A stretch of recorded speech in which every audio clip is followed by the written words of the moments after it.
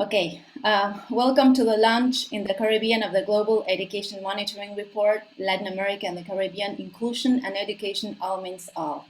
The aim of this event is to discuss how we can advance inclusive education in the Caribbean with key actors from the region, including representatives from CARICOM, ministries of education from the region, representatives from the academia and the civil society. We are pleased to count with a very distinguished panel today and the three directors of the organizations which produced the GEM LAC report, Dr. Manos Antoninis, director of the Global Monitoring Report, Dr. Javier Gonzalez, director of SUMMA and affiliate professor at the University of Cambridge, Claudia Uribe Salazar, director of the Regional Bureau for Education in Latin America and the Caribbean, OREALC UNESCO Santiago, Sadia Sanchez-Vegas, director of UNESCO Cluster Office for the Caribbean, Dr. Lorette Bristol, program manager at CARICOM, Dr. Marcellus Taylor, director of education at the Ministry of Education of Bahamas, Ms. Michelle Brathwaite, project coordinator at the Ministry of Education, Human Resource Development, Information and Religious Affairs in Grenada, Ms. Aida Brown, support to the sector director at Education and Science of the Ministry of Education, Science, Culture and Sports in Curaçao, Dr. Canute Thompson, PhD, head of the Caribbean Center for Educational Planning and senior lecturer, Educational Policy Planning and Leadership, Dr. Anisha Gale Skedes, social policy, program development, monitoring and evaluation practitioner, and author of the 2020 GEM report in Latin America and the Caribbean. Allow me to introduce now Claudia Uribe Salazar, director of the Regional Bureau for Education in Latin America and the Caribbean, OREALC UNESCO Santiago, and Sadia Sanchez-Vegas, director of UNESCO Cluster Office for the Caribbean, who will give the opening remarks. Thank you, Soledad, and good morning to those of you connecting from Latin America and the Caribbean, and good afternoon for those connecting from Paris and other parts of the world. On behalf of the Regional Bureau for Education in Latin America and the Caribbean, OREALC UNESCO Santiago, it is my pleasure to welcome you to this launch event in the Caribbean of the 2020 GEM report, Latin America and the Caribbean, Inclusion in Education, All Means All. We appreciate the presence of all of you today, and especially the participation of the panelists invited to the discussion. This regional report is a result of a collaborative work between the GEM report team, the OREALC UNESCO Santiago team, and SUMMA. This joint effort enabled us to publish a synthesis of lessons from the local, national, regional, and global levels, and the identification of challenges and effective practices that promote not only learning achievement, but also equity and inclusion in the education system. Inclusion in this context is understood as a process consisting of actions that embrace diversity, build a sense of belonging, and that are rooted in the belief that every person has value and potential and should be respected regardless of background, ability, or identity. Through several case studies from the region, the report provides in-depth analysis on challenges to inclusion in education arising, for instance, from migration and displacement in Colombia and Costa Rica, from remoteness in Brazil and Suriname, from issues of disability in Cuba and Nicaragua, issues of gender in Peru and Jamaica, sexual orientation and gender identity and expression in Chile and Mexico, poverty in Dominican Republic and Honduras, ethnicity in Bolivia and Ecuador, and incarceration in El Salvador and Uruguay.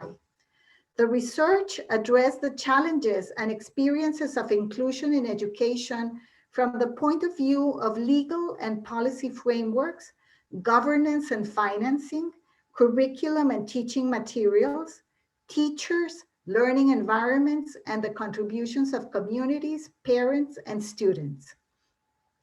This report monitors the educational progress of the Sustainable Development Goal 4, within the framework of the 2030 Agenda for Sustainable Development, which aims to ensure inclusive and equitable quality education and to promote lifelong learning opportunities for all by 2030. In this framework, the report shows the most significant challenges and key solutions to achieve greater inclusion in education in a region with the greatest socioeconomic inequalities in the world, inequalities that are reflected and reproduced in the education systems. Although Latin America and Caribbean countries have come a long way towards healing past injustice and inequities, important efforts are still needed in order to achieve the Agenda 2030 commitments. This quest has become urgent as the COVID-19 pandemic risks entrenching inequality even more, showing us more than ever the relevance of moving towards inclusive systems. However, the crisis derived from the pandemic also gives us the opportunity to rethink education, its purpose, its meaning, and what we would like to provide every student who passes through our classrooms. Among the lessons that COVID-19 has left us is that we cannot simply return to what we used to do, as we are currently challenged by the need to critically analyze policies, cultures, and practices in the field of education and transform them to achieve educational justice. This report collects and presents information that can help us rethink our education system. The report shows that in our region, identity, background, and ability dictate many of the opportunities that children and young people will have during their education trajectories. Exclusion often occurs within the school, making teachers, school ethos, and pedagogical practices key elements of the solution for building a more inclusive approach. However, this problem will not be addressed only with technical solutions. Stigma, stereotypes, and discrimination also affect the opportunity to learn. The mindset and mechanisms that generate discrimination and rejection in education participation and experience are the same for all those who are excluded, whether due to disability, to gender, to age, location, poverty, ethnicity, and many others. Every society needs to own up to the mechanisms within it that exclude people, which is also the premise on which this report is based. Ultimately, this report seeks to contribute with updated empirical evidence to the development of education policies that are guided by the principles of social justice in the region. Our core objective is to support all those working on education to ensure that the children and youth of all Latin American and Caribbean countries can flourish and develop within systems that recognize the value and richness of diversity for more just and sustainable societies. To help enable this, the report provides policymakers with 10 recommendations that take into account the deep roots of barriers and the wide scope of issues related to inclusion which threaten the region's chances of achieving the 2030 targets. This is why, through this event, we would like to engage the Caribbean small island developing states in informed policy dialogue on inclusion in education. To achieve this goal, there will be a presentation of the key findings and recommendations of the report for the English and Dutch-speaking Caribbean countries, followed by a panel discussion with key actors in the region who are working to promote inclusion in education. I would like to end my intervention by saying that on behalf of our office, we look forward to facilitating this regional debate and dialogue on inclusion and education. Thank you very much. And now I give the floor to my colleague, Sadia Sanchez, Director and Representative of UNESCO Cluster Office for the Caribbean. Sadia, over to you. Thank you very much, Claudia. Thank you very much. Good morning, distinguished panelists, colleagues, and participants. Good afternoon. I am delighted to welcome all of you to the Caribbean launch of the 2020 Global Education Monitoring Report, Latin American Inclusion and Education, All Means All.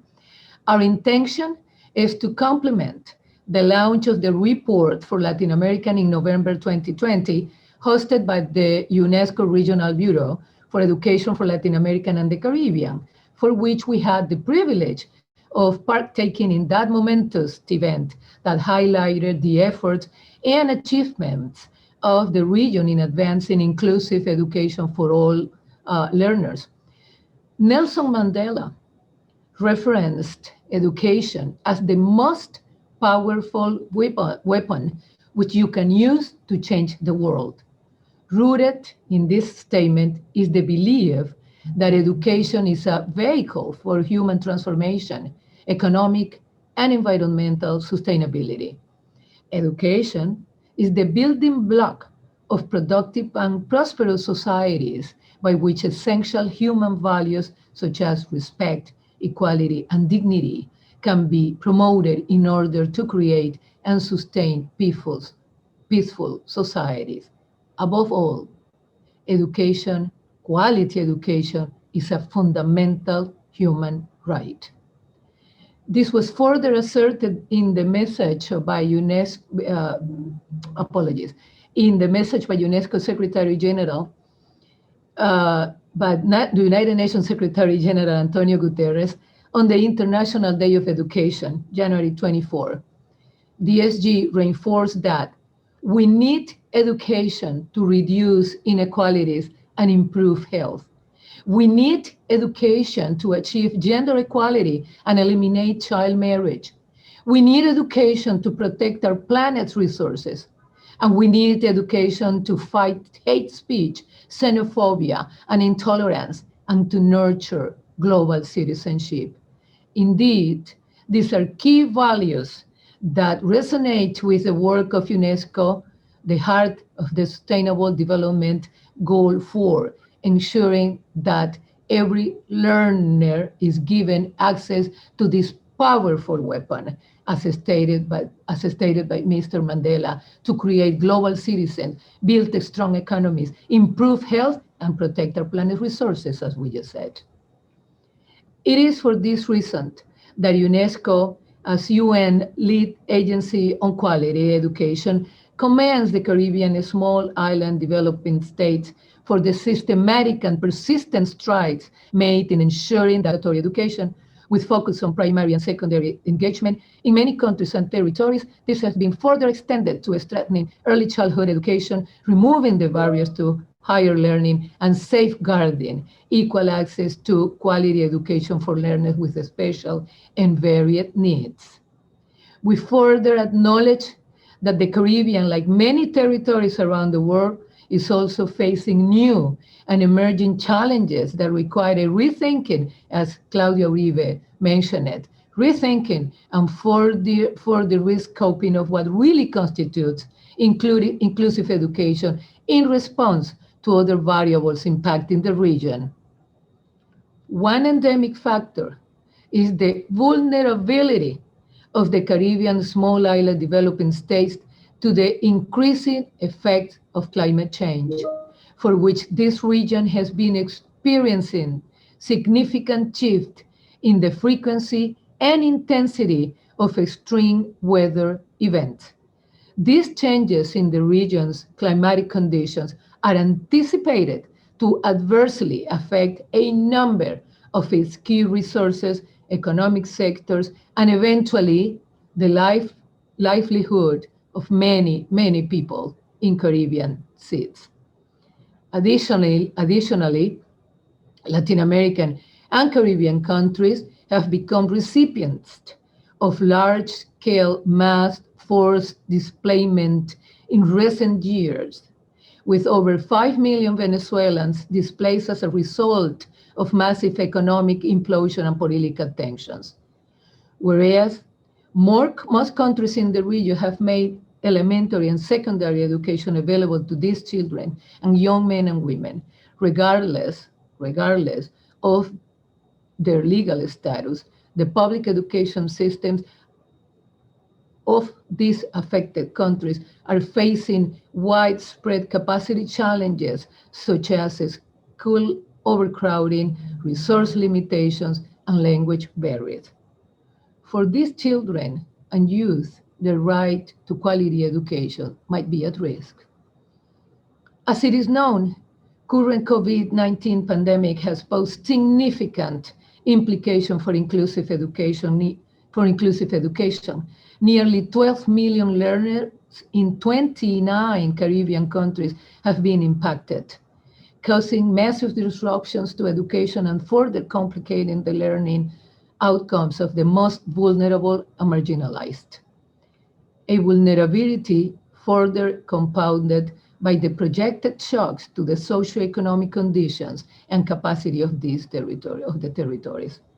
These, among other factors, must be given priority and fully interrogated to comprehensively advance inclusive education in the Caribbean.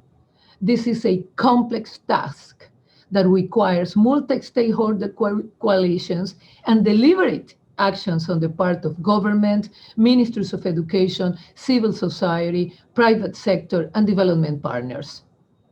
In the context of the pandemic, it is imperative to invest in education systems to get back on track towards achieving sustainable development goal by 2030. UNESCO praises the ministers of education in the Caribbean for actively implementing measures to mitigate the educational impact of COVID-19, as well as other obstacles to inclusive education. This includes the distribution of digital devices and other source materials, in addition to strengthening teacher capacities and parental support for distant education, for which UNESCO and other development partners have provided support and technical advice. These are indeed tremendous achievements towards ensuring that no one, no child, no learner is left behind. The Caribbean, like other territories, is now given an unusual opportunity to engage other strategies to reinforce inclusion in the region, particularly for the most vulnerable.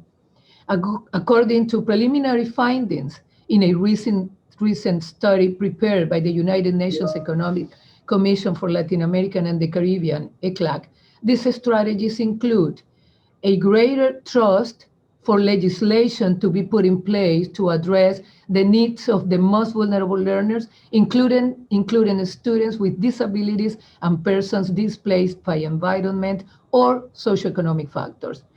Strengthening the education mechanism to expand capacity and resource infrastructure to identify and address the needs of the vulnerable and marginalized. Analyze institutional and social barriers to access and quality learning by engaging multiple stakeholders' participation and decision-making for transforming education, especially those who are excluded. Nothing about us without us. Today, we are pleased to be joined by an excellent panel of experts from Latin America and the Caribbean as we further embrace the principles and advance the practice of inclusive education. We congratulate the Global Education Monitoring Team for your great work in the production of this comprehensive knowledge product and anticipate that this will be a pivotal instrument in paving the way forward for inclusive education in the Caribbean. Thank you. Thank you for your participation, and we look forward for an enriching engagement. Thanks for your kind attention. Thank you, Director. It's been a privilege to count with these enlightening opening remarks from the directors of OREALC UNESCO Santiago and the UNESCO Cluster Office for the Caribbean. Allow me to introduce now Raúl Chacón, Director of the Knowledge and Innovation Exchange Regional Hub, led by SUMMA and the OECS, Organization of Eastern Caribbean States, who will present the work of this initiative in Latin America and the Caribbean.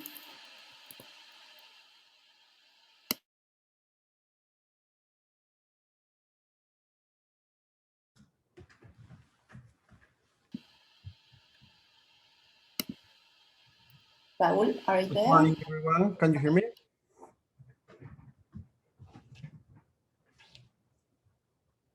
Soledad, can you hear me? Perfect. Great.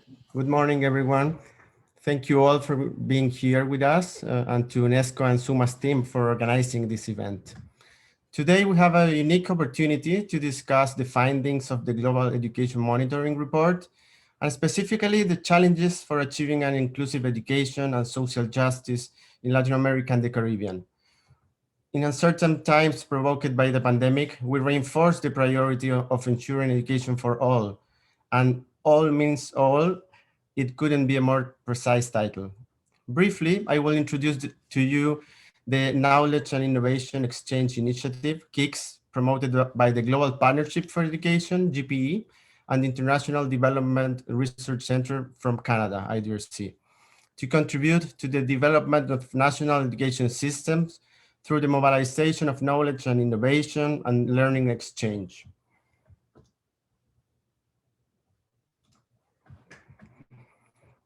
KIX is currently implemented in the region by SUMMA, Laboratory of Education Research and Innovation, and the Organization of Eastern Caribbean States, OECS.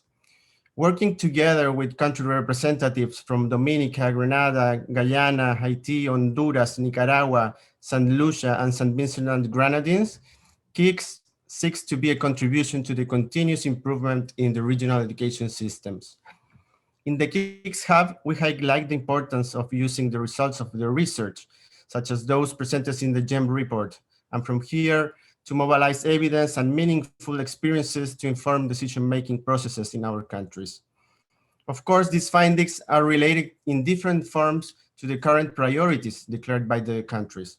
Those challenges have been identified in issues such as teacher professional development, on the impacts of COVID in the systems, and the common challenge of strengthening the public education systems. The three objectives of KIX are the following. First, to identify the gaps, challenges, and priorities of the countries to set the policy agenda for the hub. Second, to synthesize and mobilize knowledge and evidence responding to the country's priorities. And third, to strengthen the regional network through the implementation of capacity building activities for key actors and institutions. In a few words, I will show the KIX LAC theory of action and change. It situates the country representatives at the center of the hub. Then there are three pillars responding to the objectives: setting the policy agenda, knowledge mobilization and exchange, and capacity building. We have planned different kinds of initiatives for the period 2020-2023, such as systematization, production and mobilization of knowledge and research, elaboration of policy briefs, systematic reviews, webinars and conferences, the development of virtual platforms, workshops, and internships, and so on. Finally, it's important to mention that the KIX program is also an ecosystem of policymakers, researchers, and practitioners implementing and scaling up innovations. And this is happening currently in different regions around the world. How are all these initiatives being implemented here in Latin America and the Caribbean? The KIX Hub has established the following structure of governance. We have an executive team formed by the OECS and SUMMA with researchers, education and knowledge management specialists. At the same time, the Hub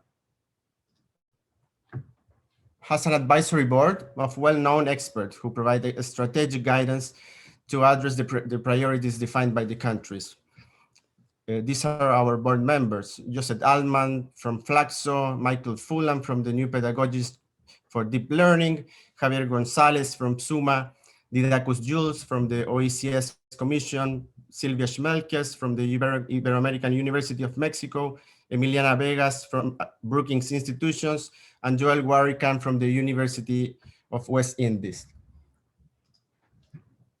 Finally, at the core of the governance are its protagonists, educational leaders of each country, representing different perspectives, public officers from ministries of education, and leaders from research centers and universities, civil society organizations, and teachers' unions.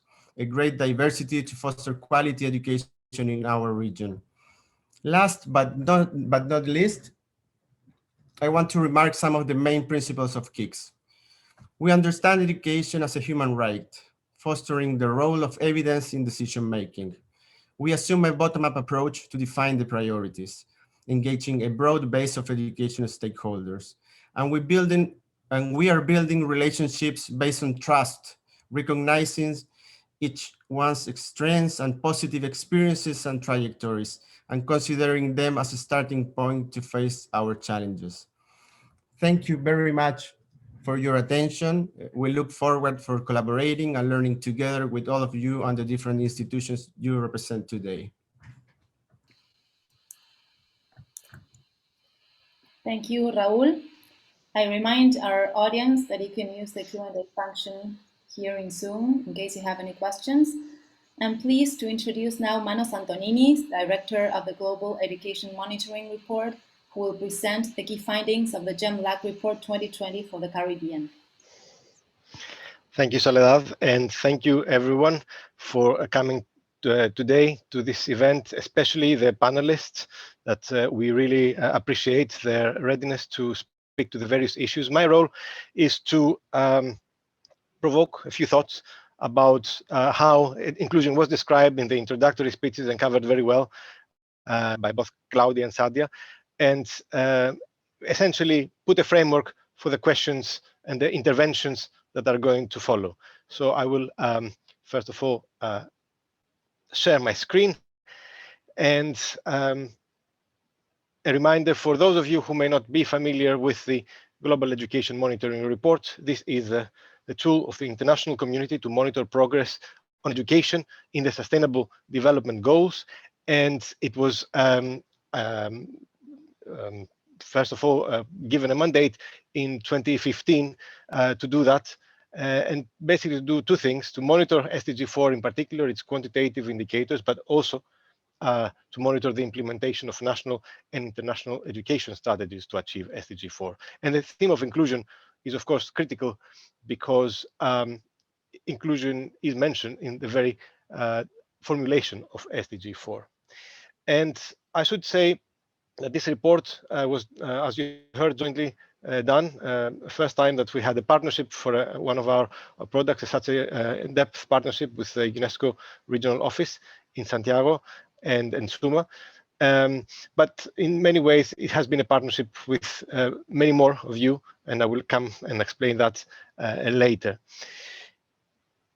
As I mentioned, the key challenge is, and that's the key message that I want to convey to you, is what really inclusion means. It's true that the theme of the concept of inclusion has been around for a while, but it has been closely associated with the issue of disability and special education needs. And it is thanks to the communities that supported this particular idea that we came to understand inclusion primarily, because it was thanks to them and the Article 24 in the UN Convention on the rights of persons with disabilities, that Article 24 really focused on the rights to inclusive education.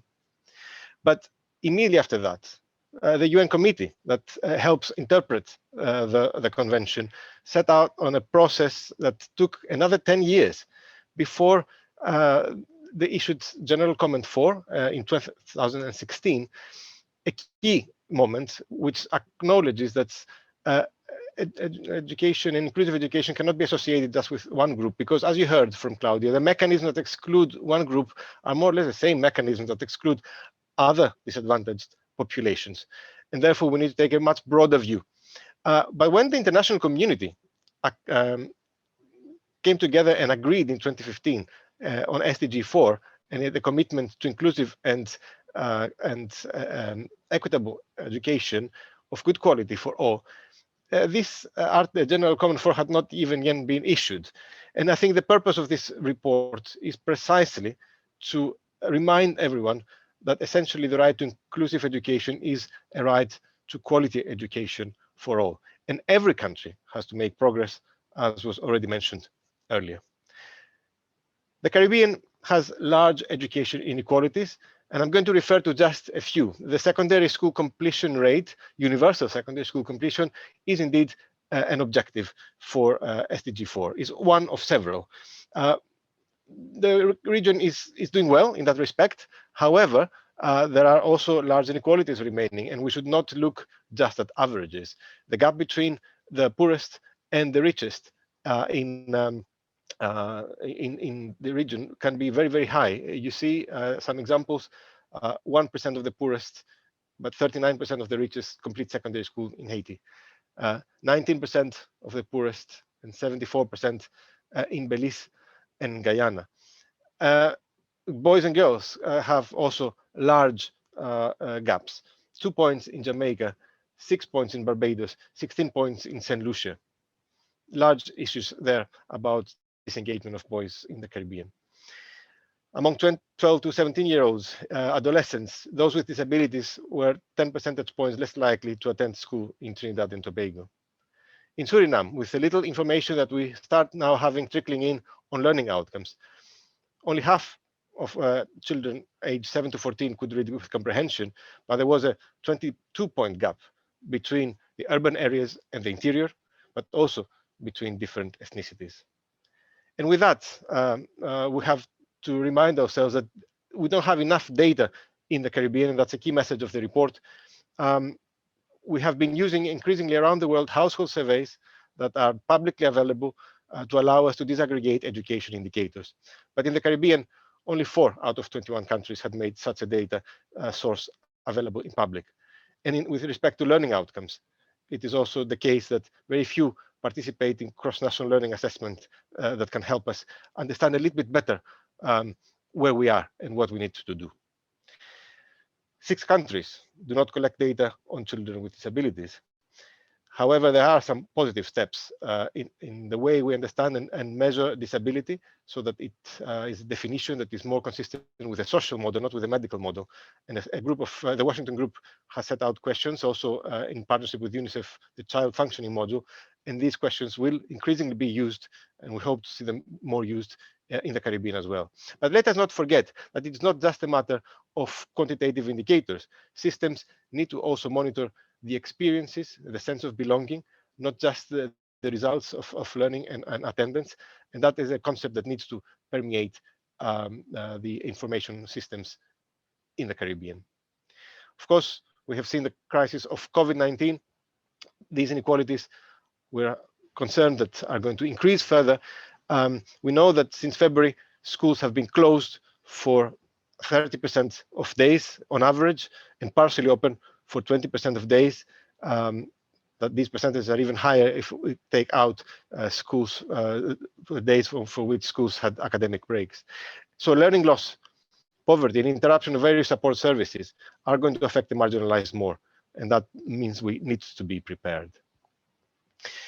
As you heard, the regional report was based on a series of case studies that covered 8 different characteristics, but was also based on a series of country profiles that document how every country in the region, and in fact in the world, has been addressing laws and policies on inclusion in education. And we are grateful to CARICOM for their support, and to OECS as well, helping link us with the responsible officers in the different ministries, but also the sub-regional cluster that was particularly instrumental for that. All the resources are available on the peer website, educationprofiles.org, where you can actually find comparative information on every country. And let me now come to the key messages. As you heard before, it is extremely important to widen the understanding of inclusive education so that it's not associated just with the concept of special needs. In the region, unfortunately, 32% of countries have a definition of inclusive education, and of those, only 29% cover multiple groups. So there is a big conceptual difference between where the world is moving and how the Caribbean countries are addressing the concept of inclusion. So we're talking about 1 in 10 countries taking that broader perspective. Countries have been making an effort, and I will document those. Barbados, for instance, in its plan, talks of inclusion as a fight against the discrimination and stigma based on a broad range of factors, including gender, religion, and disability.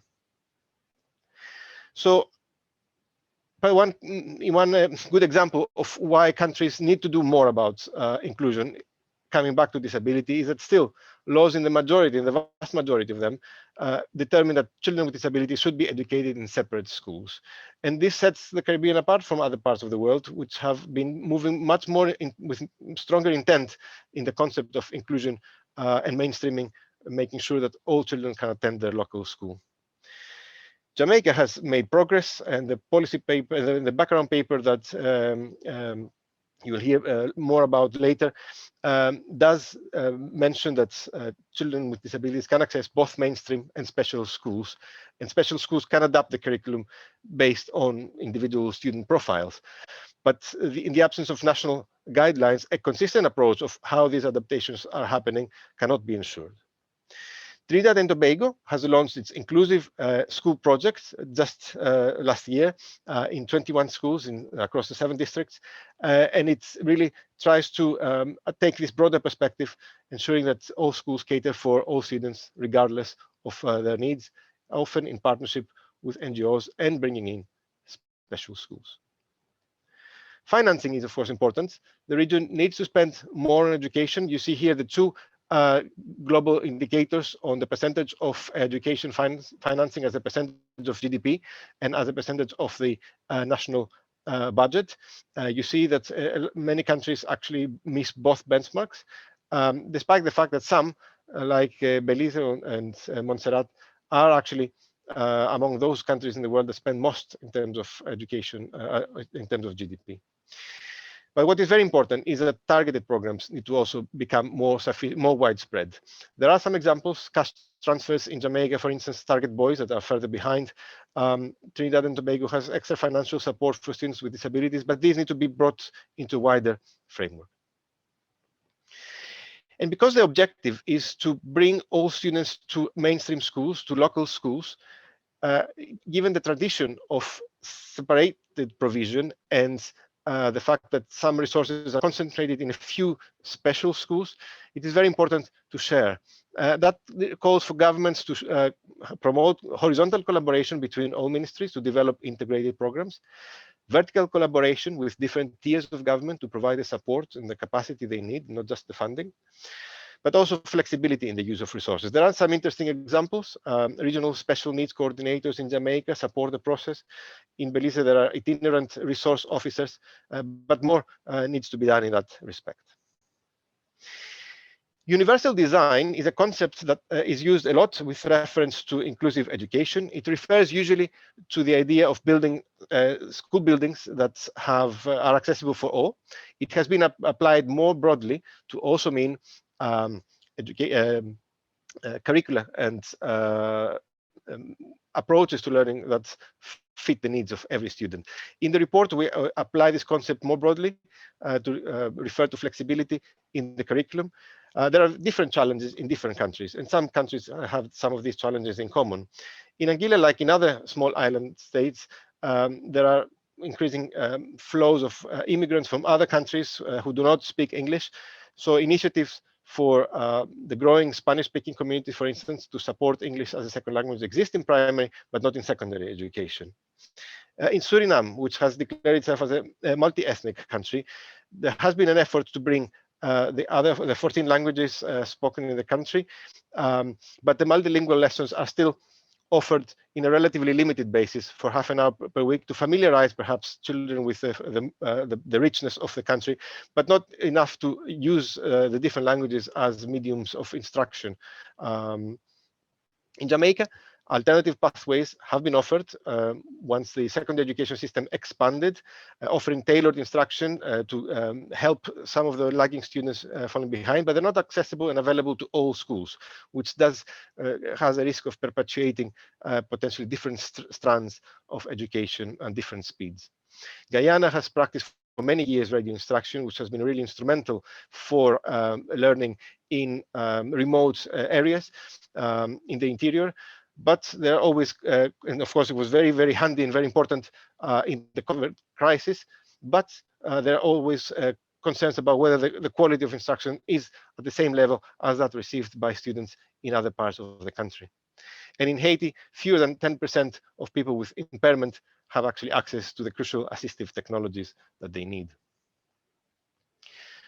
if I could say perhaps the most important message for achieving inclusion in education is that all teachers should be prepared to teach all students. There's a tendency around the world, not only in the Caribbean, to treat education, inclusive education, as a specialist topic. An example is in the Bahamas, where the disability law calls on special education to be compulsory in teacher training. But that's perhaps not the best way forward, because every teacher should be prepared to teach every child that they may have in the classroom. Teachers all over the world have their biases and need skills to be able to overcome them. I've mentioned some example here. In many Caribbean countries where secondary education is being universalized, there was a tendency to think of student behavior in particular ways. But as more disadvantaged students have come into the system, there is a risk that teachers may look down on those students who may be low performing. An example where teachers have been more flexible is in Belize, where there is some bias among teachers who may look down on those students who may be speaking with a dialect. However, there's also a lot of appreciation and efforts to incorporate and make sure that language mixing and code switching is used in the classroom. It's a very important source of showing how committed they are to inclusion. Teachers in many parts of this region are ill-equipped to intervene to stop bullying related to sexual orientation, gender identity, and expression, a very sensitive topic. And of course, as we strive to make sure that all areas of a country are served, it's very important to provide incentives. Suriname provides incentives for teachers to work in remote interior areas, but the effectiveness of those incentives is still under examination. Finally, it is very important to think of inclusion as a community matter. And of course, communities may have conflicting views and different perspectives on how to achieve that objective, because it's a matter of shared social understanding. Where boys lag behind, some countries enhance segregation by setting up single-sex classrooms, thinking that this is the best solution. Others are more cohesion-oriented, developing gender-based manuals to promote the case for equal performance for both boys and girls. Many poorer students, and that's another aspect of gender equality and inclusion, are caught by false notions of what it means to do hard work, whether it is a feminine trait that they should not be complying with. They are pressured to join gangs, causing a lot of problems in the school community, also by the need to earn and support their families. Boys who are still in school end up stigmatized and potentially excluded, and that's a major challenge for Caribbean education systems that an approach to inclusive education should definitely prioritize. The issue of Venezuelan children in many countries, Aruba, for instance, has 15% of its population now consisting of Venezuelan migrants and refugees. Not all countries have included them in the national education system, which is really a must, as our 2019 report said. But other governments have also sought help and support from NGOs. In Guyana, for instance, NGOs support the government to run community-based English teaching to help the inclusion of these children into the education system. But it's very important that these efforts are actually subscribing to the same objectives that the government sets, so that there is alignment and common sense of purpose. Last, it is very important to learn from each other, and I'm really grateful for all of you for joining today.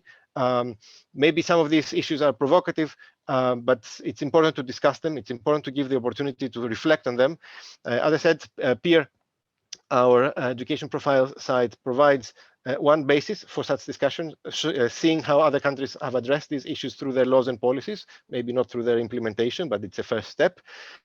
And also do access our online monitoring resources on education inequalities, WIDE, a database which is now run jointly with the UNESCO Institute for Statistics, and SCOPE, an interactive visualization of key SDG 4 data that tell you a story about the world and how far it is from its common objectives to 2030. Thank you very much once again for coming. Do remember where you can find all these resources, the background papers, the video that hopefully you can hear at your ease later, because it's a nice video, and all sorts of animations, infographics that you might want to use for your advocacy for inclusion in education in the Caribbean. Thank you again. Thank you, Manos. I want to tell our audience that this meeting is being recorded and it will be available in our social media channels afterwards. Now we'll have a segment of discussion with the high-level panelists who joined us today. Dr. Javier Gonzalez, Director of SUMMA and Affiliate Professor at the University of Cambridge, will moderate this segment. Javier? Thank you very much, and welcome to all. We're really very excited for this joint report that we have elaborated with UNESCO OREALC, UNESCO GEM team, and SUMMA. We're especially excited because of its topic that has to be with inequality and inclusion. A topic that, of course, is very relevant for our region, as we all know, the most unequal region in the world. And although we know and we have seen what inequality means, especially now in COVID, in terms of, for example, income in terms of the income divide, sometimes our national statistics and our international figures are not able to really collect information on more invisibilized groups, such as the ones that are included, especially in this GEM report. So we think this report makes a special contribution to better understanding both, of course, the lack of information that we still have on these groups, but counting on the few studies and research that we have collected and that we promoted also with 29 studies in 19 countries that are basically underlying this report, plus more secondary information, of course. We think that we're making a contribution to better understand this, how can we be a much more inclusive society. And inclusion understood in not only in terms of recognizing, but also in terms of valuing, and much more important, in building upon diversity. So we really believe we have to move forward in this sense. We want to open the space then to really have a conversation, an open conversation with country representatives and very high-level panelists from education ministries of the Caribbean and multilateral organizations from the region. I would like to introduce then our very high-level panelists, as I say, Dr. Laurette Bristol. She's a program management manager at CARICOM. Miss Michelle Brathwaite. I hope I pronounce properly. Please excuse me if I don't get it exactly right. She's the project coordinator at the Ministry of Education, the Human Resource Development, Information and Religious Affairs of Grenada. Dr. Marcellus Taylor, Director of Education of the Ministry of Education of Bahamas. Dr. Anisha Gales-Guedes,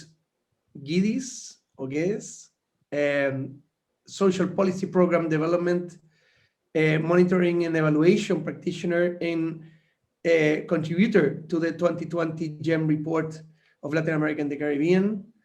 And finally, Dr. Canute Thompson. He's a head of the Caribbean Center of Educational Planning and senior lecturer of Education Policy Planning and Leadership. So I would like to invite all of them, if they can put their cameras on. I see most of them. Yeah, they're all there. Yeah.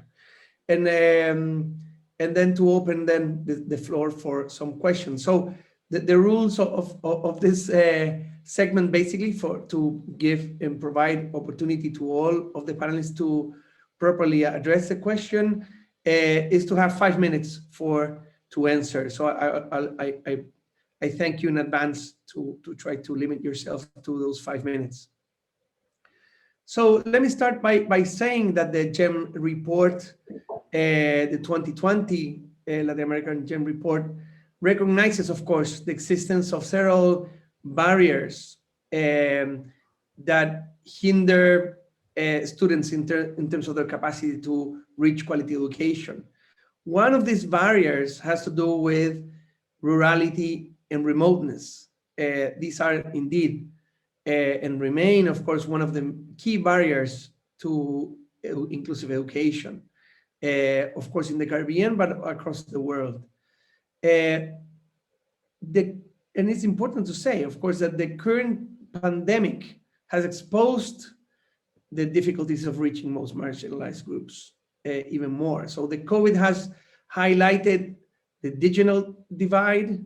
We were all talking about the era of digital technology, the era of knowledge, and the pandemic has showed us that we're not ready yet for that era, definitely. And the divide, the economic divide, which Manos was just mentioning before, is very important. So the lack of sufficient infrastructure and the urgent need for teaching models adapted to this modality is something that we see that is very important. So in that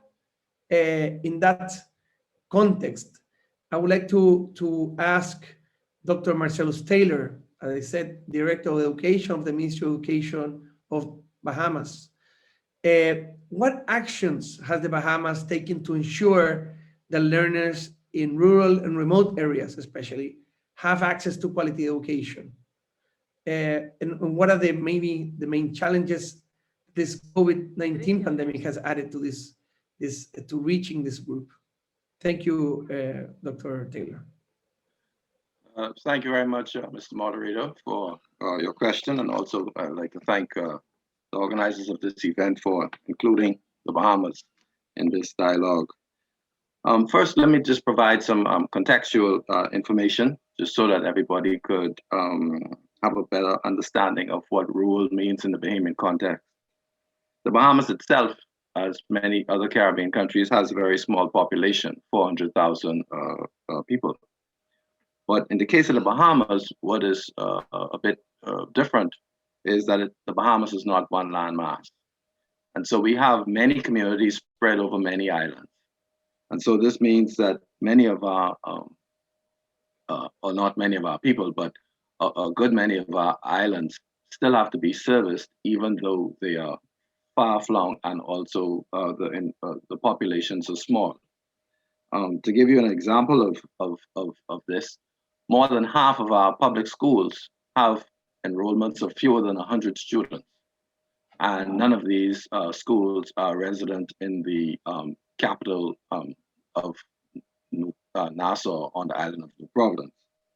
And so it means that we have had to, over the years, dispatch teachers and whatever resources we can to many communities where we're duplicating and replicating services for small populations. Our country has been committed to that. Our country has been committed to inclusion, and we actually call those islands that are not in the capital area the family islands, because we want to, even just in the rhetoric, demonstrate that we are including them in what we do. But on the ground, it manifests itself in terms of education in a particular way. So we tend to have the small schools in each community. The schools are not as well resourced as they ought to be. With teachers, of course, you might have the right number of teachers, but the student per teacher ratio might be the right number. But when you think of the fact that they have to teach across the curriculum and also across grade levels, so multi-grade teaching and is the norm of the day. And also, if anything were to happen in some instance to a teacher, if that teacher is ill, if it's a one-teacher school, that means that the school is closed down for an extended period of time. And so this is the backdrop of the context of our rural schools. It's not as if you can jump into a car and drive on the other side of the island to service the rural school. And so attracting especially young teachers to those areas is very difficult. And I have a particular interest in these rural schools as I commenced my career in education working in rural schools. I worked in 4 rural schools before I moved to the capital city. And so from a first-hand experience, I know how difficult it is to really provide quality education. As an instructor, You want to do the best for your students, but if you were trained in one area, for instance, in my case, I was trained as a social studies teacher, but you still have to teach the mathematics, you still have to teach science, you still have to teach all these subjects. And while you do your best is perhaps not the same as if it were provided by someone who were trained in that area. So what the Bahamas has done recently is systematically try to address these challenges around providing quality education to the rural schools. The first main effort is around the distance education effort. And for years, we have been talking about distance education and how we could get it done. But over the last 4 or 5 years, there has been a lot of work with upgrading the internet services to these family islands. And so it's now possible to, throughout the family islands, connect people via the internet. And the Ministry of Education itself has gone on to try to connect all of its schools with high-speed internet services. And in areas where we cannot have the fiber optic cable coming into the schools, we are using mobile technology to connect to the internet. And so making schools internet ready is one step that has been used. That has been developed to an extent where by 2019, the Ministry of Education was able to establish what we call the virtual school. And this was before the pandemic, this was before Hurricane Dorian. That virtual school was geared towards being able to provide students in schools with fewer than 50 students in the secondary part of school with an access to education across the curriculum. So instead of only being able to sit 4 or 5 examination subjects, students are now able to sit 10 to 12 examination subjects because of this virtual school. And it works basically by amalgamating the students across schools in these small communities to make up a grade level. So if you're a grade 7 student, you may have in your class students from different islands across the Bahamas being taught by one teacher who teaches that subject to you the whole year. It's a live interactive process. And so it's the best we can get to having that direct instruction face to face. Also, we have, since Hurricane Dorian, been able to provide devices to every single student in these rural areas. And so we have launched a program and we have completed that exercise of providing them all with devices so that even if they are not able to come to the school, they are still able to access this learning. And also, finally, because of time, we have engaged in a process of school amalgamations. And so in some communities, we had a number of schools on an island, but those schools had very small enrollments, 10 or 15 students. And what we have done is we have amalgamated them so that we could take the few resources that we do have and maximize them to the benefit of the students. And finally, in 2016, the ministry implemented a homeschooling program, which also provides persons who live in the rural communities the option to engage in homeschooling, self-schooling themselves, where they can take advantage of any curriculum that might be accessible to them and offer that as instruction to their students. So thank you very much. Thank you very much, Dr. Taylor. It's very interesting to see the efforts being done by the government of Bahamas, which of course is not easy in terms of how you, as you have mentioned, due to the scattered population and the small size of schools. So I guess definitely, I think it's quite innovative what you're doing, the efforts that you're doing in terms of upgrading internet and the other programs you have mentioned. I would like to invite Ms. Michelle Braithwaite, who is the project coordinator of Ministry of Education in Grenada, in regards to children with disabilities. We know they are among the most marginalized learners, and our report found that many of these children actually continue to be educated in separate settings, despite, of course, the suggestions and the evidence of the need for more integration. And we know also they often lack the support they need to actually succeed in education. So in this context, I would like to ask, what is Grenada and of course the education of Grenada doing to promote the inclusion of children with disabilities in education? Thank you very much. Thank you very much to the chairman, and good day to all who would have joined this morning. Grenada is definitely on the road to inclusive education. And as we know, inclusion is a process. If we look in terms of our legislation, our Education Act 2002, which speaks to inclusive practices, that of our Chief Education Officer providing special education program for every student that would require such. Grenada has ratified also the Convention for the Rights of Persons with Disabilities, as well as the Convention for the Rights of the Child. We also have as our mandate for the provision of that of education for all. And recently, our National Sustainable Plan, the National Sustainable Plan of Grenada 2035 hinges on the 17 Sustainable Development Goals. One of the outcomes, that of a resilient, inclusive, gender-sensitive, and peaceful society, is that of the outcome number 3.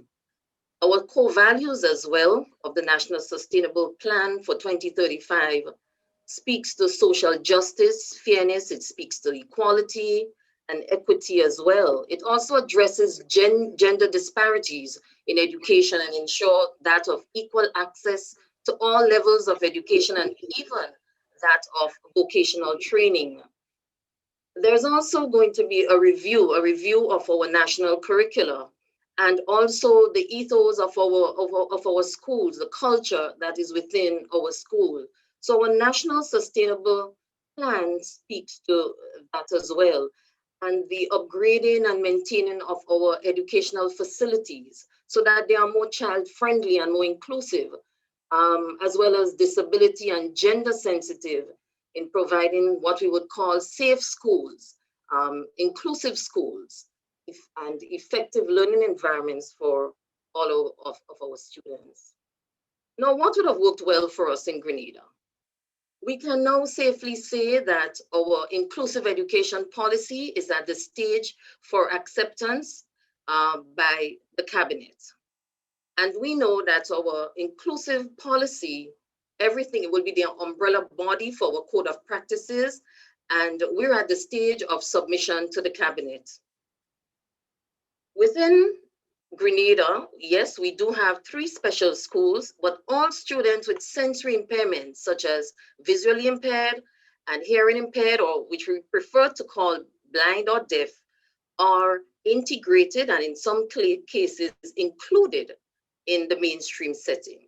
I say integrated because yes, some of the provision may not be there for them, whereas there are those who are included within the mainstream schools. So students who are deaf and students who are blind are no more within special schools, but are within mainstream schools, and they are supported by 15 itinerant teachers for the deaf and the blind.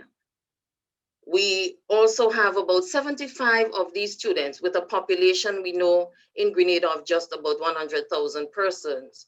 We also can boast of having devices, assistive devices presently for our students. There are braillers, there are embossers. Our students now have e-learning devices that would have been provided by corporate partners as well as the Ministry of Education. And also we have partnered with Starkey Hearing Foundation, where all of our students with hearing loss are fitted with hearing aids. In terms of the model, that of the social model to that of the medical model, Grenada is more looking at the social model to inclusion. So we're not looking at the labeling and identifying who is autistic or who is LD, but we are looking at building on the strengths and weaknesses of our students.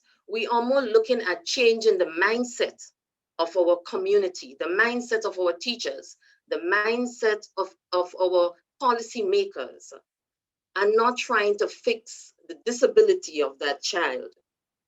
So we have adopted more or less the social model to inclusion. The government of Grenada has invested in 17 teachers who are presently receiving their first degree in special education, and in special education, inclusive education, so that they would be able to provide that support for students within the mainstream schools. It is not for special schools, but they would be fitted into the mainstream schools to provide support as well. Sign language, because of COVID, we had sign language through a program. As you know, Grenada is the island of spice. And because of that, we had a program, and it is still actually running on our television, as well as on social media, called Spice Signs, where we did not want, during the COVID period, the start of the COVID period, as we know, for the deaf community, their mother tongue is sign language. So we did not want that they would have lost that language. So we continued providing the support of sign language to our students through social media and television. And it was also a way of having parents learn sign language, having other students within their class who engage day-to-day with them learn sign language. So this program was sponsored by a corporate partner, and we continue to show this daily in Grenada. When we think about pedagogy, we think about our teacher education training.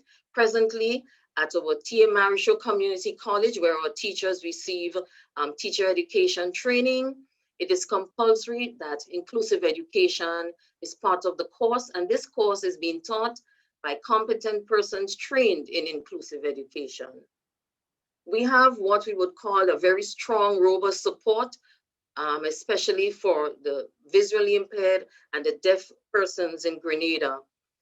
We also have support for our vulnerable students through the SEED program, support for empowerment and development program. The school feeding program as well is provided for our vulnerable students, as well as we have a counselor assigned for our special needs students in Grenada. When we speak about vocational training, presently a project which focuses on having children with special needs within the project. In order for this project to be rolled out, it must entail boys and girls with special needs. We also have, through the social development unit, roving caregivers, which more or less, that program is geared at stimulating our children, stimulating children as well as parents before they actually get into school. Presently, our students have access. Our students have access to regional and national exams just as any other child. Before, we know that education was provided before for a particular sector, a particular group of persons in society or particular strata, but now education is free, it's available for every child in Grenada. We had where a cohort of 20 persons would have had the opportunity through a training in inclusive education. This was in collaboration with Roehampton University, the Ministry of Education Grenada, and the Ministry of Education Seychelles.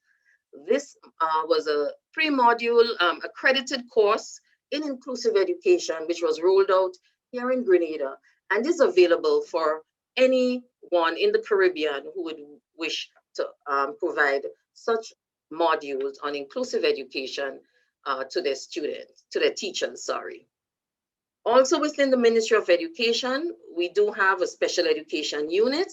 We have special education officers and a speech therapist as well. However, in spite of all what is happening for inclusion, there are challenges. And I will quickly try to see just a few of them, to mention a few of them. For example, we do have attitudinal barriers, within the culture, we still have a bit of bullying, the way persons may see persons with disabilities, in terms of even school leaders as well as educators. So with having an inclusive policy, we know that we will be able to now combat the problems of these attitudinal barriers. There are socioeconomic barriers as well which exist. There are organizational barriers in terms of now we are addressing that of our policies, in terms of having more qualified persons to work in the area of inclusive education is another barrier. And I must mention that of gender-based barrier. There are issues of sexual abuse or neglect as well for persons or children with disabilities. So we have recognized that there is a need for more of a multidisciplinary sort of a program which addresses the gender issues and disabilities. So it is not borne only by the Ministry of Education, but it is seen as something for both the social sector as well as the health sector to be involved in inclusive practices or inclusive education to become a reality. It is the Ministry of Education's drive to develop inclusive culture. It is our desire to have that whole school approach, community involvement, to be involved more in inclusive policies, because if we are then able to change the inclusive culture, then we will have more inclusive policies, which will then lead to inclusive practices within our institutions or within our schools in Grenada. So our drive and our pathway will be that of a whole school approach to inclusion. And we have made consideration in terms of fighting discrimination against children with disabilities. We are looking at that of dismantling the socioeconomic and other barriers that exist for inclusion. It is within our policy. We are looking in terms of ensuring that relevant national standards are aligned to that of the international standards which support the implementation of inclusive education. We believe all means all, and it is our focus to make sure that no child is left behind and we provide quality education for all. Thank you.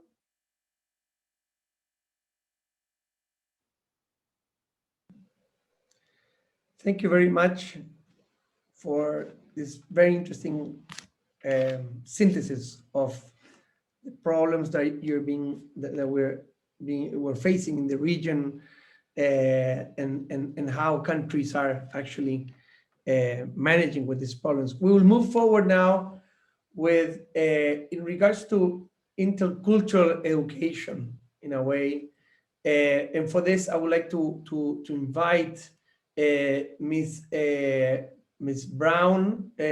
She's a support to the sector director at education and science of the Ministry of Education, science and culture and sport in Curaçao.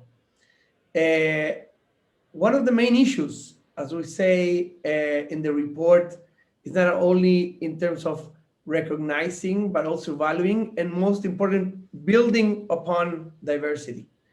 And therefore, one of the key barriers to inclusion in education has to do with language. In the case of Curaçao, we see that in Dutch-speaking countries across the Caribbean, the language of instruction, it's a key barrier. Our report shows that not all groups are represented in the curricula, and the challenges of teaching children in their home language has yet to be effectively addressed. Could you please then, Ms. Brown, could you please tell us a little bit more and maybe highlight some of the good practices that Curaçao is promoting to overcome these challenges? Thank you. Thank you for the question. Also on my behalf, a good morning or afternoon and a word of thanks for including us in this dialogue. In order to answer the question, I will share the following information with you. Our native language is in the law for official languages considered as an official language and its instruction language.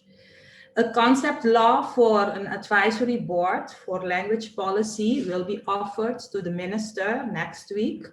The priority task is to give advice on all aspects of language policy and education and to effectively address home language in education. Our native home language is standardized, has its own spelling, dictionary, and so on. School boards have the option of using the mother tongue as the instructional language in primary schools.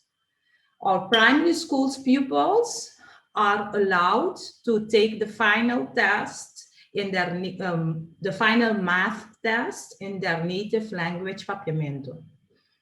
Educational gap policy is also a tool that schools can use to eliminate gaps among individual students. Curacao is in the process of establishing an academy for Papiamento. The format is in draft for discussion.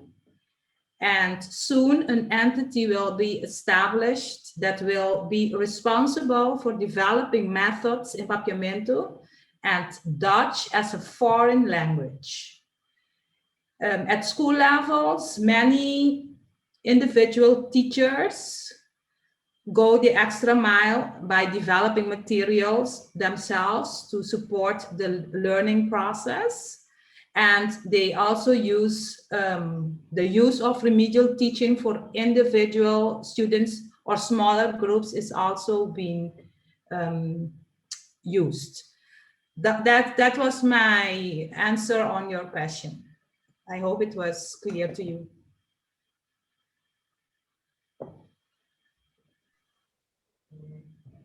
Thank you very much. I would like to now change from countries to international organizations, which are regional, such as CARICOM, and ask Dr. Lauren Bristol. She's a program manager at CARICOM. And of course, these regional organizations such as CARICOM play definitely a key role in strengthening education systems in the region. And they promote, of course, the advance of inclusive education. Could you please then highlight some of the key actions that CARICOM is promoting to strengthen this inclusive education? Thank you. Good afternoon, everyone, and thank you, Javier. I want to say on behalf of the CARICOM Secretariat how grateful we are for this opportunity to actually highlight some of the challenges and opportunities, and I must say as well some strengths that exist within the Caribbean region. And we know that we still have a fair way to go in terms of ensuring that we truly develop inclusive societies. And we understand in a very deep way that inclusion is a way of being, while we understand inclusivity or being inclusive as a practice. And therefore, when we think about advancing an inclusive education system as a practice, we require three things. So these three things are the ways in which the work of the Secretariat is actually revolving around these three issues. We recognize cultural and behavioral change is needed, and our previous colleagues have spoken to that. And therefore, we recognize the importance of supporting teachers and communities towards shifting radically in the mindset towards inclusion. We recognize the need for shifts in discourse through the implementation where they don't exist, the legislative and policy imperatives. And of course, we also recognize the need to upgrade and modify spaces for learning and places for learning.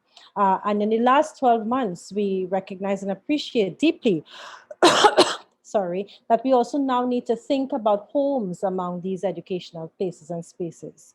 So what are some of the key actions that the CARICOM Secretariat, through the work of the Human Resource Development Work Program, we have been focused on advancing a culture and strengthening quality educational delivery, particularly privileging education for inclusion and inclusive education.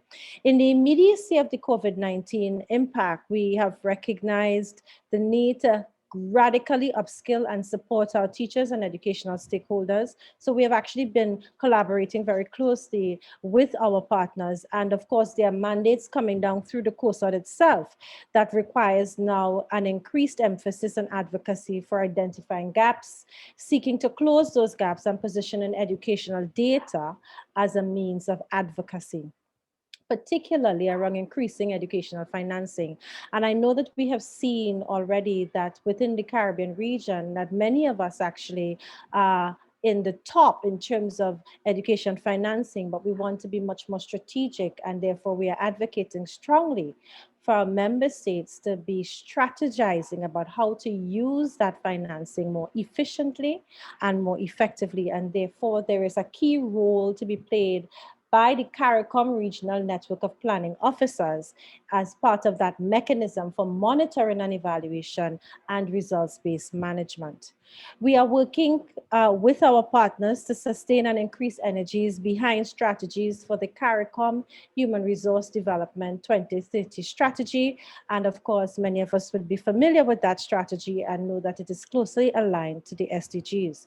So some of the specific activities related to that is the focus on teacher training, not just in terms of the use of technology, but in terms of that cultural mindset that we're talking about, that shift towards that paradigm shift that is needed around inclusion and inclusive education, and therefore towards that the CARICOM standards for the teaching profession for classroom teachers, educational leaders, and teacher educators has a strong focus on promoting inclusive learning environments and inclusive classrooms where all means all as we engage and we recognize the ecosystem. So we are not focusing only on teachers, but we actually focused on educational leaders as well, because they have a role to play in ensuring inclusive schools through the ways in which they interact with their teachers and their community themselves, and of course through teacher education, not just at the point of the curriculum modification for teacher training and preparation, but teacher educators themselves within tertiary education sites and contexts, also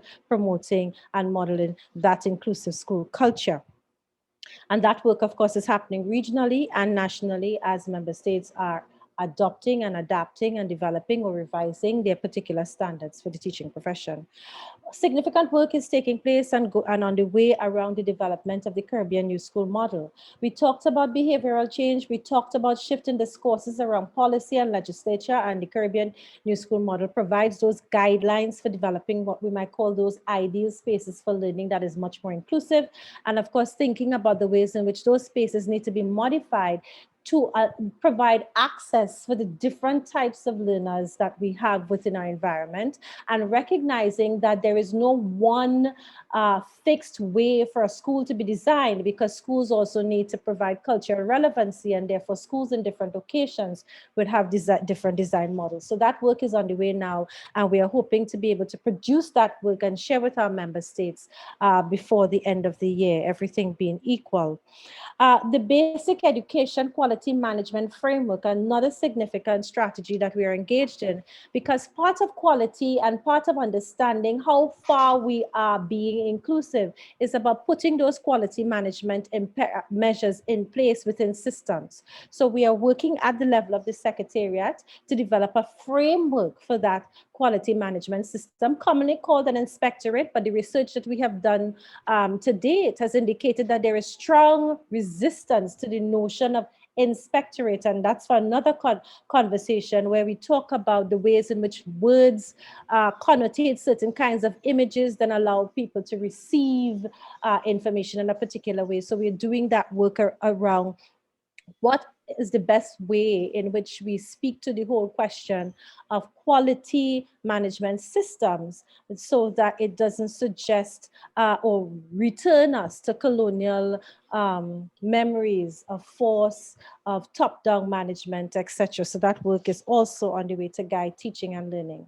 Of course, there is an increased focus on the sectors of skills for lifelong learning and the tertiary education sector, recognizing that these sectors feed the workforce. And we know the data is out there. We understand that if you are not engaged economically, you will be excluded. So recognizing the importance of focusing on those sectors that feed our workforce to ensure that we increase economic capacity and capability as a way of systematically reducing those areas of exclusion because of socioeconomic impacts.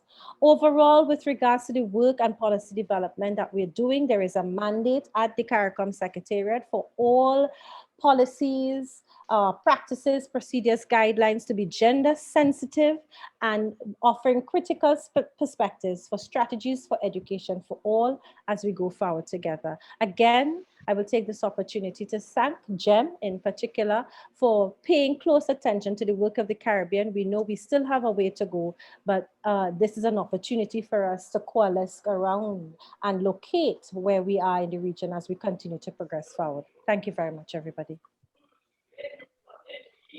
Thank you, Dr. Bristol. You're indeed very engaged and committed to working with different institutions in the promotion of this inclusive system. So thank you very much for your words and comments. I would like to suggest we address another topic, basically, it has to do with the human and subjective biases that we all have, and that sometimes I would ask if, yeah, everybody puts their mic off. So again, that has to do with social biases. Of course, we are all subject to this very intrinsic subjective biases that we have according to the society that we live in. And sometimes these are actually a barrier to promote a culture of inclusiveness in schools. In fact, well, the report argues that inclusive education involves ensuring that teachers basically are able to and prepared to teach all students. Inclusive teaching requires teachers to recognize every student experience and abilities and be open to this diversity. However, of course, we know that teachers are not immune to social biases, misconceptions about the potential of learning capacity of different students. And this, of course, is quite an issue. We know, just to put an example, we know in the region, and it's in the report, that for those countries that we have data, more than 60% of LGBTI children are bullied in their schools. When we ask students who are they being bullied by, and I mean bullied because of being LGBTI, what we find is that actually most of this psychological violence or language, symbolic language, comes from teachers themselves. So it's not a children's game. It's something that is being promoted by teachers themselves, sometimes very unconsciously, of course, through the language that they use, the metaphors that they use in their own teaching.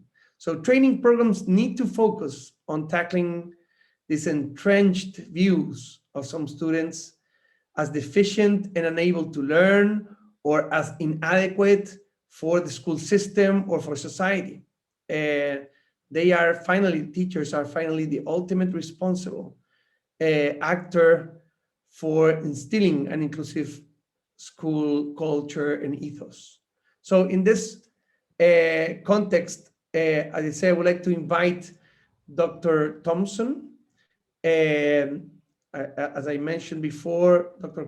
Thompson is head of the Caribbean Center for Educational Planning and senior lecturer in educational policy, planning, and leadership.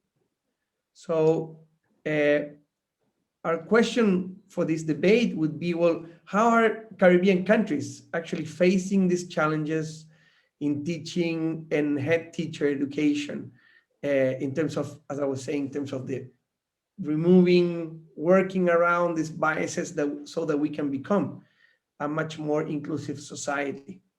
Thank you, Dr. Thompson. Thank you, Mr. Chair, and good morning to everyone. I know it is evening and afternoon where some of us are. I want to just begin by making the observation that inclusivity doesn't happen, it has to be planned. And one of the things that the Caribbean Center for Education Planning has done is to develop a framework that engages or makes provision for the engagement of a wide range of stakeholders in the planning process at both the institutional and the national level. Perhaps the earlier point I should make is that very often the focus of inclusion tends to be on what takes place within the specific confines of the teaching and learning engagement, and not sufficiently with respect to what I would call the planning of the educational delivery package. And so one of the things that the Caribbean Center has done in its work with schools in the development of the strategic plans is to promote a stronger, a more vigorous embrace of multi-stakeholder inclusion in the planning process. And so if you were to attend any of our planning sessions, the audience you'd see would consist of, in addition to staff members from academic, ancillary, and administrative categories, we would see members of the community, or particularly taxi drivers, vendors, and other persons who do business with the school, in addition to parents, teachers, and PTA and board members. And we do this because of the often the mistaken assumption that persons who are either unlettered or untrained do not have much to contribute to the planning process. The curious connection is that very often these otherwise not so educationally lettered persons have a deeper understanding of some of the tender underbelly issues of exclusion, and are aware of some of the children in the school community who are facing, are experiencing difficulties which put them at risk to exclusion. So the first issue that I want to raise around this issue of inclusion and how we prepare our teachers and our principals to lead the process of planning is the vital importance of multi-stakeholder involvement in the planning process. The second observation I would want to make and to share from our experience has to do with some of the issues on which we focus when we begin to engage schools in the planning and to identify the potential spots, you may want to call it, or blind spots for exclusion, and to overcome those blind spots to ensure inclusion. At the top of the list, I would want to place the issue of class distinctions that are often made across the education system broadly, in which it is assumed that some schools are destined to produce low-performing students based on their location, geographically, based on their history, and based on the social classes from which students normally are drawn to attend those schools. There's almost a kind of tolerance that the society has for low performance coming from those schools, and a kind of low expectation. One of the things around which the literature on both leadership and inclusion is robust is that one of the key factors in improving student performance is a culture of high expectation. And what we have found, and what I'm arguing, is that the tendency to not expect much from some students based on their location, based on their social class, is one of the biggest barriers to inclusion in our education system. And this affects us right across the Caribbean. And some of the comments made earlier from some of our other colleagues would highlight this. A second area, or second factor which drives exclusion, or second barrier to inclusion, is what I would call gender biases. And those gender biases in the context of Jamaica and other Caribbean countries are biases which manifest themselves in a kind of tolerance for boys' exclusion.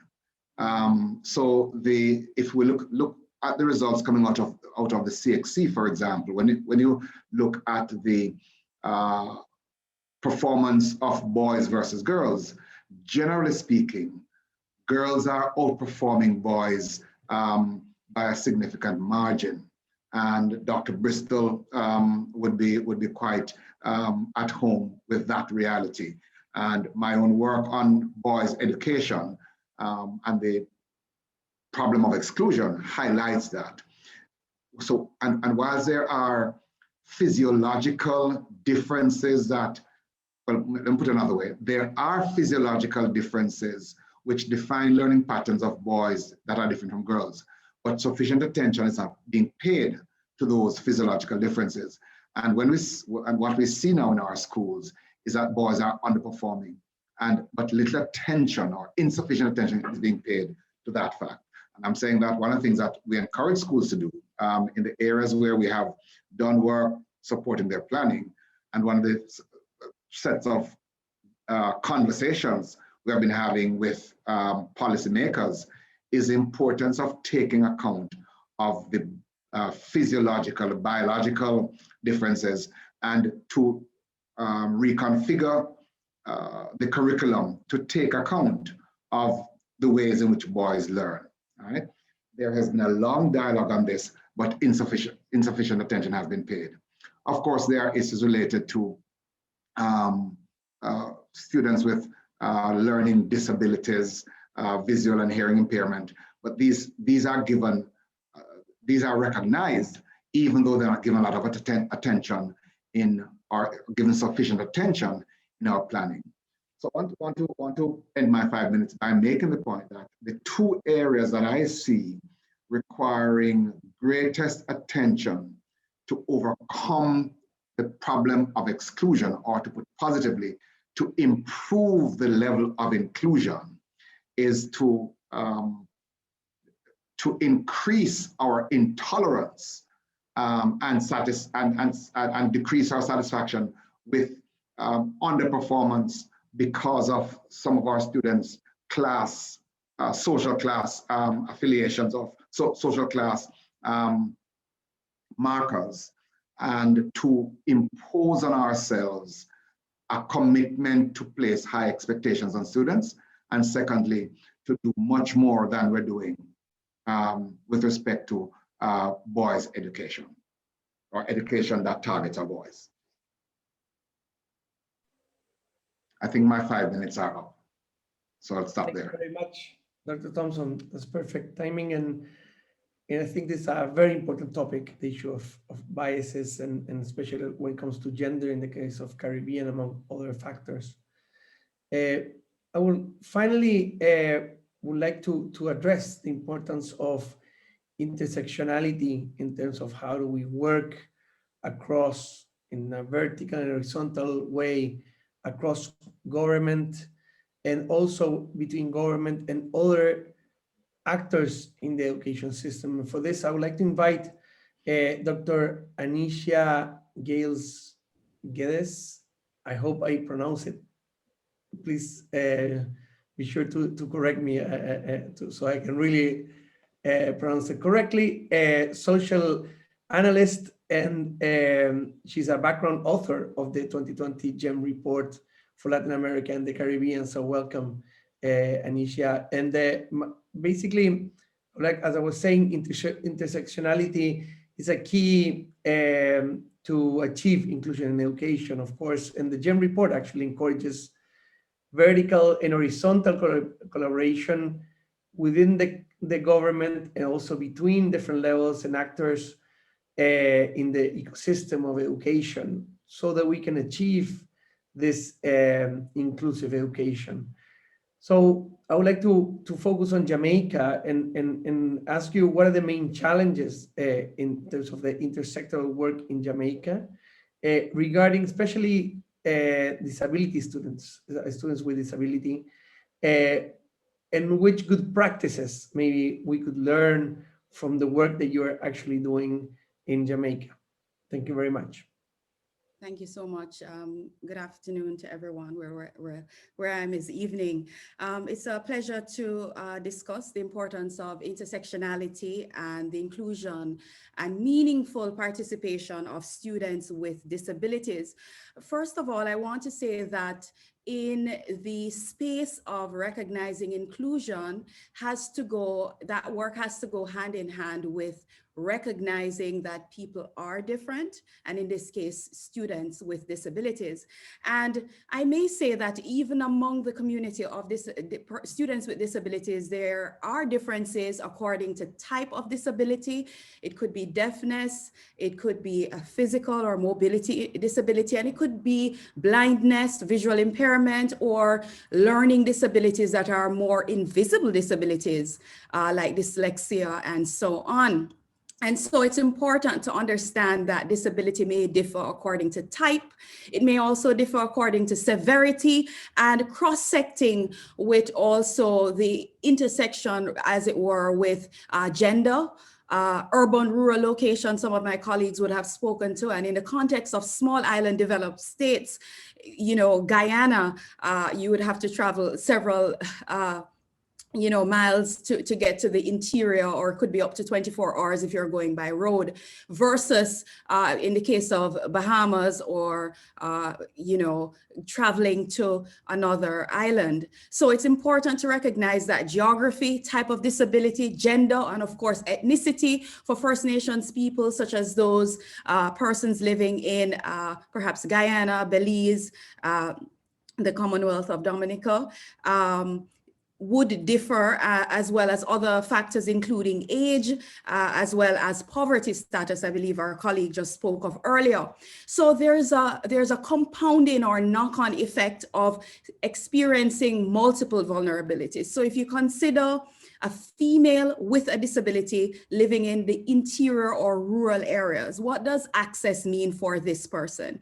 And so intersectionality has to be forefront of planning processes to include, but not limited to, recognition in legislation, ensuring that such is enshrined so that the multiple layers of inequality and inequity in terms of access and quality of education becomes a central focus for policymakers, and that programming is targeted and responsive to the needs of varied persons with varied type, severity, and other overlapping intersections of disability. So I'd like to also identify that beyond the recognition of how disability intersects with other inequalities and inequity in society, it is important to recognize that there is need for what is called a twin track approach to service provision for students with disabilities. And what do I mean by that? I mean that the agenda for inclusive education, that the Sustainable Development Goals articulates mainstreaming and the inclusion in regular teaching and learning environments. Students with disabilities must find themselves into that environment rather than specific apartheid or ostracized environments or traditional special needs institutions. And so that mainstreaming process, however, requires that there is disability specific provisioning. So how do we treat with the availability of data to know how the needs of students with disabilities may differ according to type, severity, geography, poverty status, wealth quintile, etc. That level of data is needed. And I believe Dr. Bristol spoke earlier to the importance of data. what does access look like when we consider assistive aids and technology?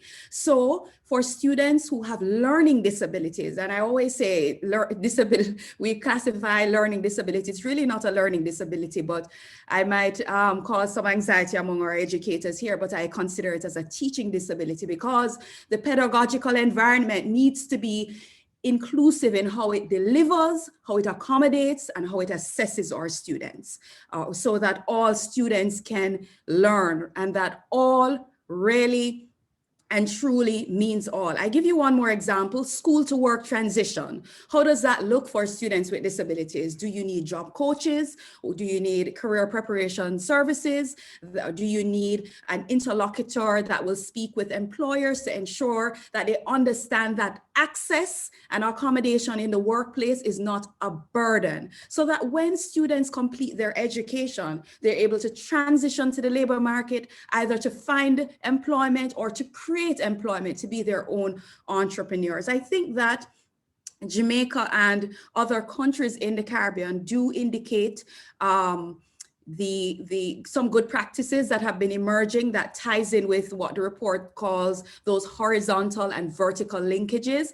And so first, I'd like to identify the importance of the state in terms of public services working intimately with community-based organizations to include organizations of and for persons with disabilities.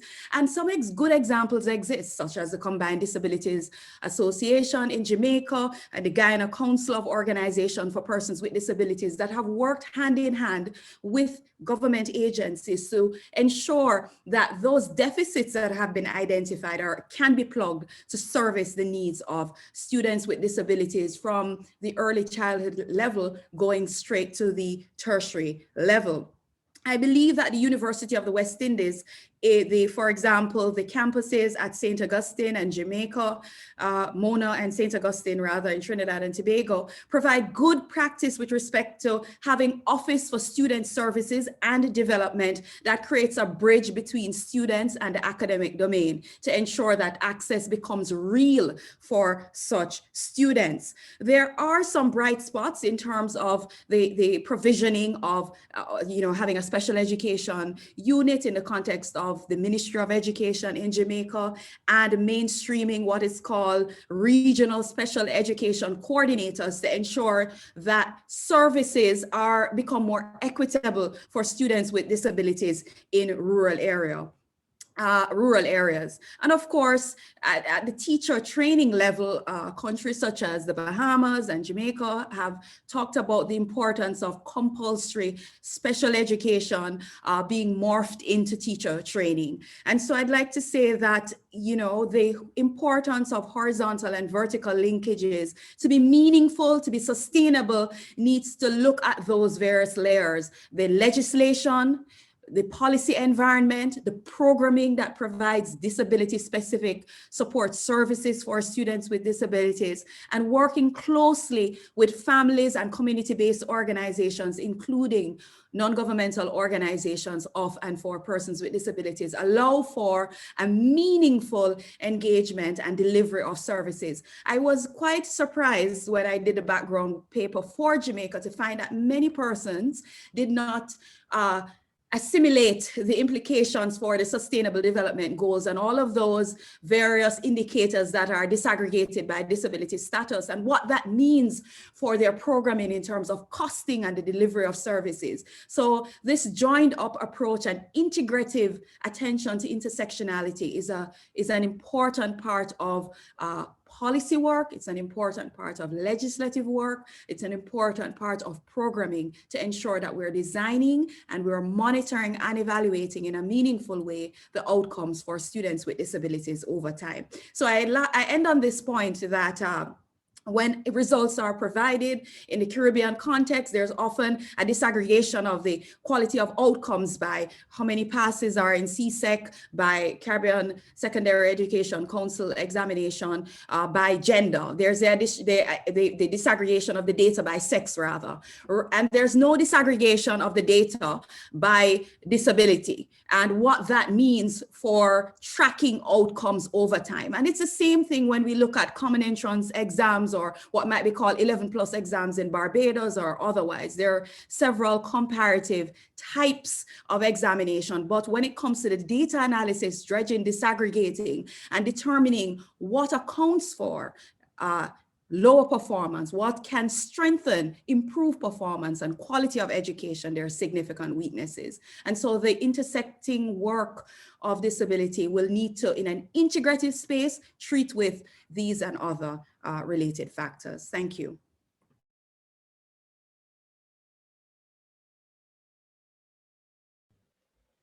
Thank you so much, Anisha, for your words. And I think that's the points you make are perfect for me, providing some kind of closing remarks for this fantastic journey that we have had today in terms of different topics that we have been able to navigate and to really learn.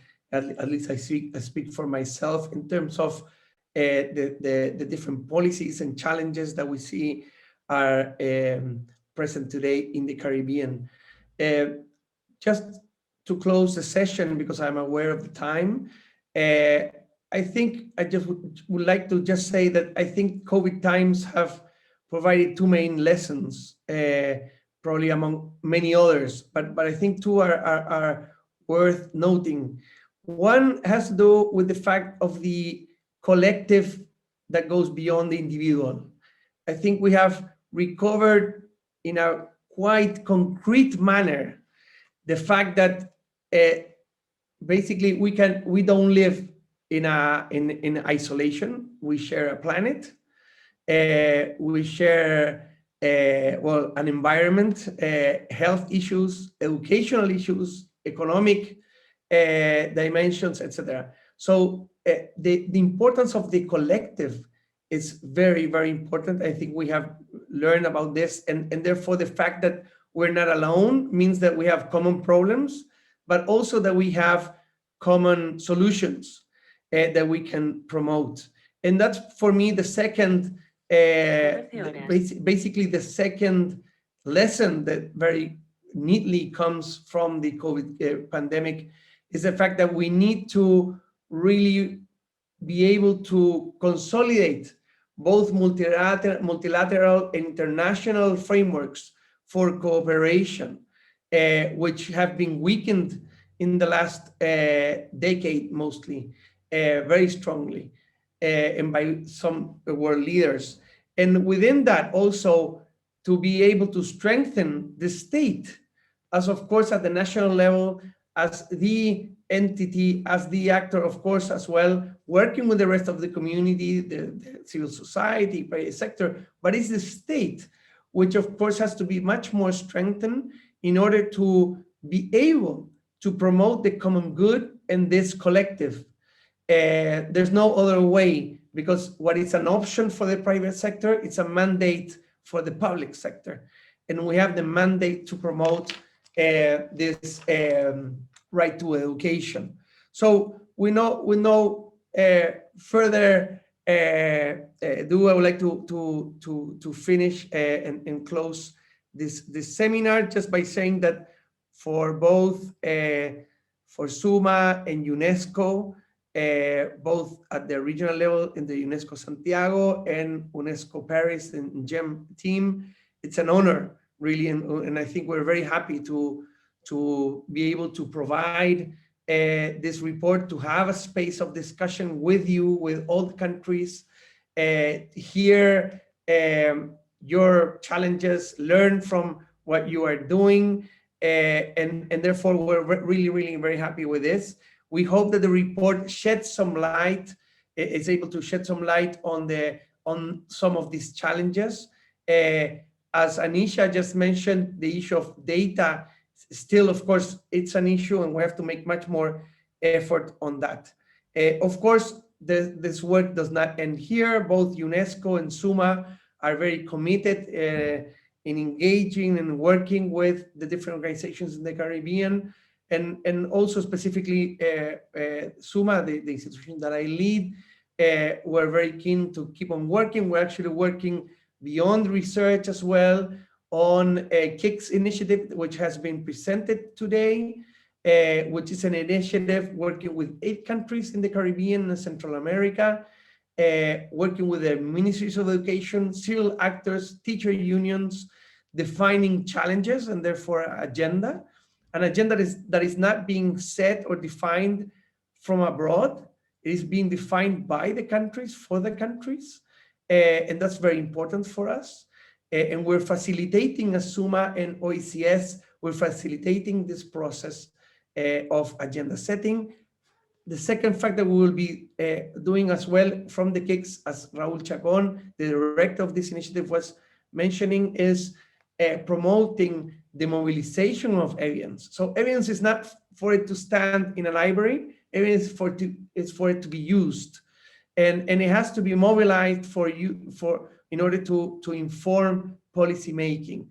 And therefore the third issue, as we were saying, is basically the capacity to provide spaces of exchange and capacity building. So we will be working together with your governments, with OECS, with SUMMA, and I'm sure in many ways as well with UNESCO in this KIX project, which tries to move into concrete actions in order to promote this inclusive education.